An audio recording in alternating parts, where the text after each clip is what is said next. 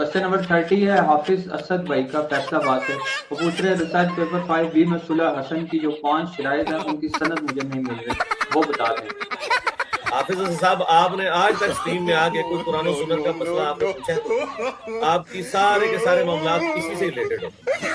आपको पहले भी रिक्वेस्ट की थी, एक आप हैं और एक आतिफ साहब हैं, आतिफ रमजान के पता नहीं क्या नाम है। इस तरह के सवालात आके बार बार क्यों करते हैं?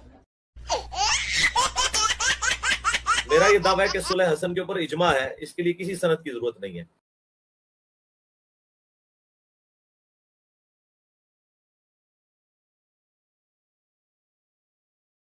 हमें सलफ में जितने मुहद्दिसीन अहले सुन्नत के जिन्होंने सहाबा इकराम के हालात जिंदगी पे किताबें लिखी हैं, चाहे इमाम इब्न अब्दुल बर हो, अल इस्तियाब लिखी उन्होंने, या उसुदुल गाबा इब्न असीर की, और फिर उसकी शरह अल इसाबा इब्न हजर अस्कलानी